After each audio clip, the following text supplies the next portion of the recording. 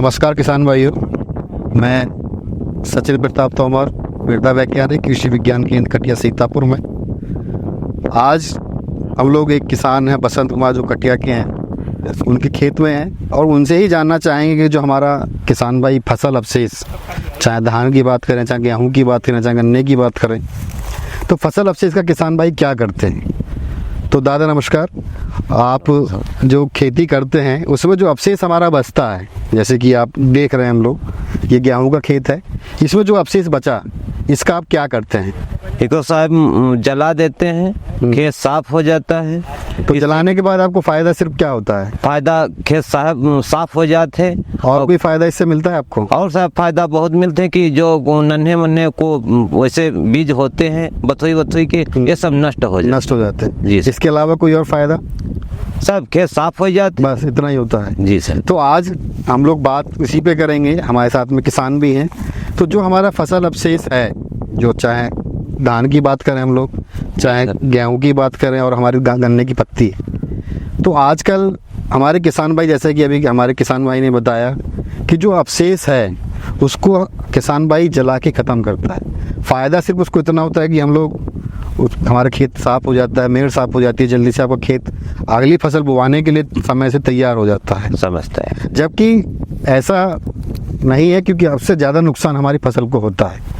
हमारी जो खेत की मिट्टी है उसकी जो उत्पादन करने की क्षमता, जो उर्वरा शक्ति है, वो धीरे धीरे कम होती चली जाती है। क्योंकि जो अवशेष है, यदि हम इसी को खेत में मिलाएंगे तो आपके खेत की उत्पादन करने की क्षमता बढ़ेगी, मृदा का जो स्वास्थ्य है वो सुधार होगा यदि हम इसी अवशेष को खेत में मिलाएं।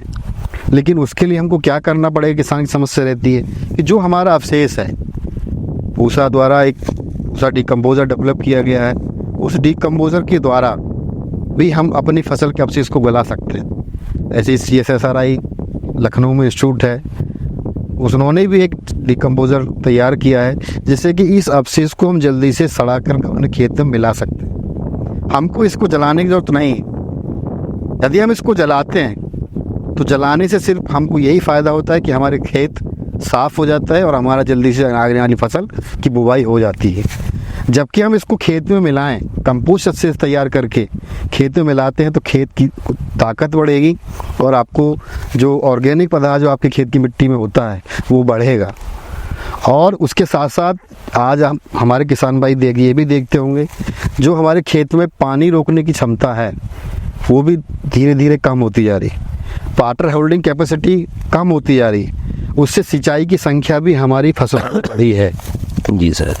ये फसल, इससे हमारे किसानों की लागत भी बढ़ रही है। इसका सही से उपयोग करके हम लोग कंपोस्ट बनाएं, वर्मी कंपोस्ट बनाएं।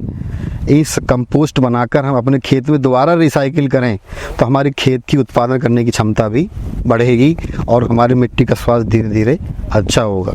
क्योंकि ऑर्गेनिक कार्बन बढ़ने से ही हमारे सारे न्यूट्रिएंट हमारे पौधों को मिलते हैं।